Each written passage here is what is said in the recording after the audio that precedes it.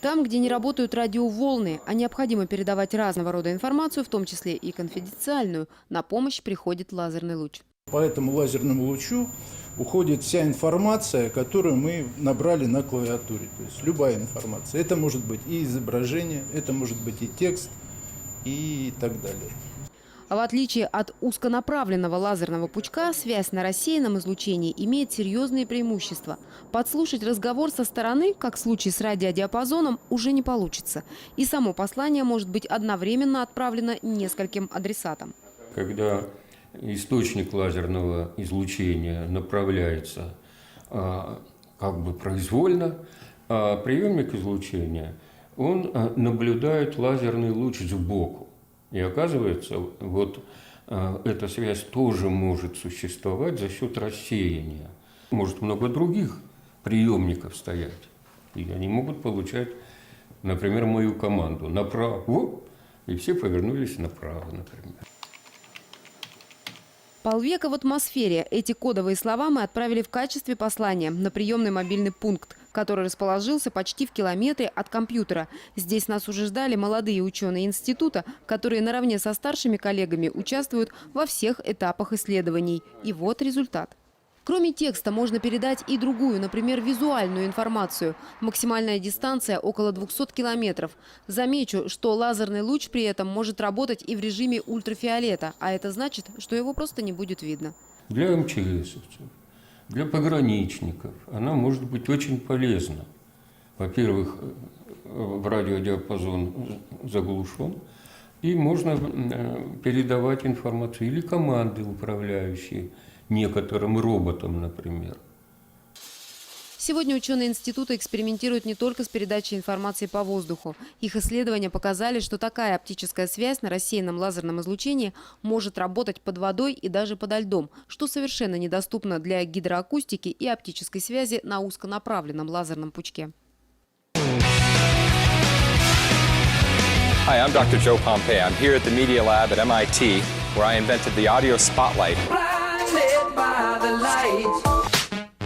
The audio spotlight really gives you control over sound that you never had before. If you think of a light bulb, and you turn on a light bulb, and the light goes everywhere. But the audio spotlight, in contrast, acts more like a flashlight. You shine it right at somebody, and they can hear it clearly. You can whisper in somebody's ear from 50 feet away and make them think they're right next to you. The sound that you hear is not created by this disc. I use ultrasound that excites the air and causes the sound to be generated in midair. Well, we've heard audio spotlights broadcast sound the length of over 2 football fields. And when I show it to people who've never seen it before, and their jaw drops and they say, wow, that's cool. Enough to be at a ball game. We've been working with a lot of automotive companies in order to create new sound systems for the interior of the car. So imagine if you got to listen to your music in your seat, and your sibling could listen to their music in their seat, and your parents could listen to music in the front seat. None of you have to listen to each other's music, and there's no more fighting about who has control over the radio. It feels great to be able to accomplish something that I really wanted to accomplish. I think when you find something that you like, especially when you find that you like science,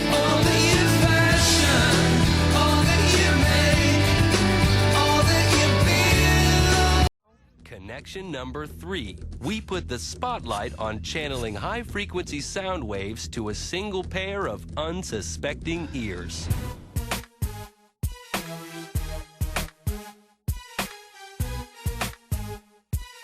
Dr. Joe Pompey is an unassuming MIT grad with the powers of a superhero.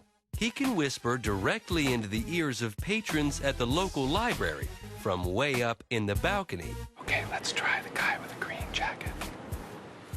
Hey, you, just be aware that we're keeping an eye on you, so you better cut it out. Pompey achieves this seemingly superhuman feat with a gizmo he invented called the audio spotlight. It's a speaker that focuses sound at a specific target.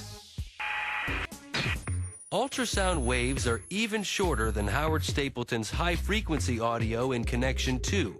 They're so fast and small that no one, not even a teenager, could hear them. And their tiny, quick nature also makes them highly directional. If Pompey could convert ultrasound into audible sound, he'd be able to direct it like a laser beam. Several sleepless nights later, he finally made the math work. Here's his theory. Air is always moving, even in a still room. These air currents deflect sound waves as they travel. Mathematically, there was a way to accurately predict how these air currents would strike the ultrasound waves and convert them into frequencies we can actually hear. Since the ultrasound waves are highly directional, the resulting aim of the audible sound was perfect. The possibilities of this device were endless. One of the fun things we used to do was get up on the balcony 5 stories up in our laboratory building and aim the sound down at people walking below. Sometimes we'd beam smashing glass sounds at the caterers walking by with dishes, or we'd whisper in people's ears, and it was all great fun. Nap time. Okay, I think I'll try hitting the girl with the cream. Hey, you. We saw what you did yesterday. With sound. Hey, you. Ma'am, please wake up. No sleeping in the library. Most people of his age don't know much about sound. The most antisocial they can get is turning their car's hi-fi up in a quiet neighborhood. Dr. Pompey has studied sound for so long he's got letters after his name, and he came up with something a bit better. That's not a speaker system. Now this is a speaker system. The whole idea of his sound spotlight system is to make sure that only one person can hear him, even though they're 20 meters away. Hey, you there. You on the laptop. Are you downloading illegal files to the library network? I hope not. Hey, you there, studying. Miss, can you hear me? I think it's time for a break. Hey, you. Looking at CDs. We're watching. Taking the mickey out of innocent readers might seem a bit childish, but there's a reason why Dr. Pompey comes here to test his kit. A library is about the most sensitive area you can think of for background noise and generating sound that people don't want to hear. But with the audio spotlight, we can deliver sound specifically directly to people within the library without bothering the other people that are reading quietly. Although they cannot hear the ultrasound, it causes secondary vibrations in the air around them, and it's that sound the person hears. But whatever its practical use is, it remains a great toy. Hey, excuse me, miss. That's a really nice shirt you've got on. These are called electromyographic signals. The signals are picked up by electrodes planted on the skin.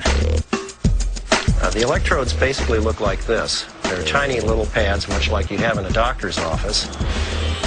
So if she said the future out loud, the future, we have the signal that's corresponding to that muscular activity. But with subvocal speech, she doesn't have to move her mouth. She could say that word silently. So if she would say the future silently, here she said the future, but she didn't move her lips. And you can see that there's still the same signal being picked up by the electrodes underneath her throat. Once the electrodes capture the signal, they can be transmitted, as if through a cell phone, to someone with an earpiece receiver. So the newer sensors are the size of a dime, and they're going to continue to get smaller, and the not very distant future. He's sitting right here. The device works by using ultrasound, the same thing doctors use to scan pregnant women. Its short wavelength means sound can be beamed almost silently to an exact spot. It's used in retail stores across the world to create sound cones that advertise products. It worked in this Turkish supermarket. Now we want to see if we can use it here in the US to stop nuisance behavior. Because its audio is focused, it's heard by you and you alone, like that voice in your head.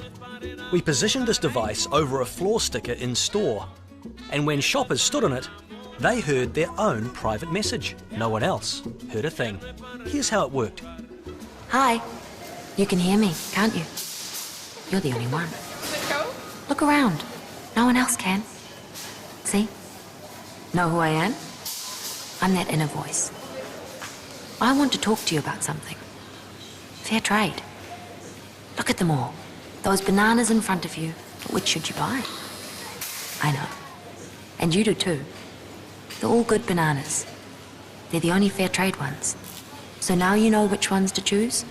Make a good choice. Man, it was so weird, but it was real cool. Like, sounded like there was a voice actually in my head. It was, can't really explain it. It was awesome. Yeah, how did they do it? Kind of freaked me out a little bit. I felt like someone was inside my head. Can I go on it again? Das Audio Spotlight ist eine neue Technologie, die Töne wie ein konzentrierter Lichtstrahl überträgt. Gewöhnliche Lautsprecher sind gut darin, Töne in einen Raum zu tragen. Das Audio Spotlight System transportiert den Klang auf einen ganz bestimmten Punkt. Für uns macht Joe Pompei ein kleines Experiment auf den Straßen Manhattans. Er will testen, wie die New Yorker reagieren. Was passiert, wenn man plötzlich und unerwartet ein aus dem Nichts hört? Hey you. We saw what you did yesterday. Nur wenn der Lautsprecher direkt auf eine Person zeigt, kann diese Joes Stimme hören. Merkwürdigerweise funktioniert das Ganze mit Ultraschall. Eigentlich können wir Ultraschall nicht hören, da die Frequenz für unsere Ohren zu hoch ist. Wir machen uns aber eine ungewöhnliche Eigenschaft der Luft zunutze, ihre Nichtlinearität. Sie erst erzeugt aus dem Ultraschall etwas Hörbares. Der Schall, den Sie hören, kommt also nicht vom Lautsprecher, sondern wird von der Luft selbst erzeugt. Joe spricht zu Passanten. Das System sieht etwas anders aus als konventionelle Lautsprecher. Die Reaktionen der Passanten sind ähnlich. Fast so, als würde mir jemand über die Schulter ins Ohr flüstern. Als wäre der Sprecher ganz nah an deinem Ohr. Die neue Technologie hat auch ihre Kritiker. Mediziner befürchten, dass eine Überdosis lasergenauer Beschallung Hörschäden verursacht. Und wenn sich die Technologie in der Konsumentenwerbung durchsetzen sollte, kann sie zu einer unkontrollierbaren Lärmverschmutzung führen. Seit ich weiß, dass es diese Technologie gibt, habe ich einen Albtraum. Darin gehe ich die 150 Schritte von meinem Haus zur U-Bahn und laufe in 150 verschiedene Werbespots hinein, die genau auf mich gerichtet sind. Eine Art akustischer Spießrutenlauf, den ich weder kommen sehe noch irgendwie kontrollieren kann. Das würde mich wahnsinnig machen. Hier hilft die neue Audiotechnologie, ein Einfamilienhaus anzupreisen. Ohne akustische Belästigung für die Nachbarn in der ruhigen Wohnstraße. Bleibt ein potenzieller Käufer auf der markierten Fläche vor dem Haus stehen, liefert das Audiosystem Infos zu Preis und Größe der Immobilie plus Kontaktnummer und Webadresse des Maklers. Auch der Hausbesitzer hat seinen Spaß damit. Das funktioniert richtig gut. Neulich hörte ich eine Gruppe Schülerinnen vorbeigehen und die eine sagte zur anderen, ist das Gott, der da mit uns spricht? Nicht nur Kaufinteressierte bleiben stehen, sondern alle möglichen Leute finden diese neue Form der Immobilienwerbung interessant. Und nebenbei ist es noch eine unaufdringliche Art, sie mit der neuen Technologie bekannt zu machen.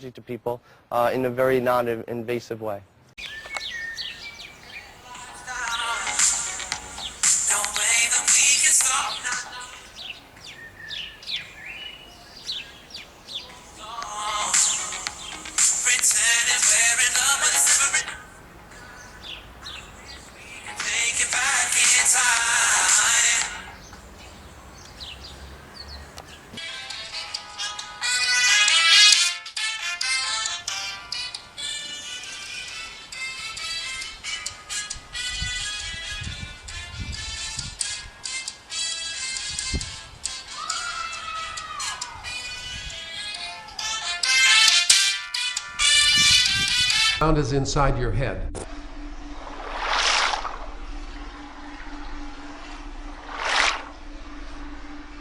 This time I'll come all the way around in case you're getting a lot of echo from the room.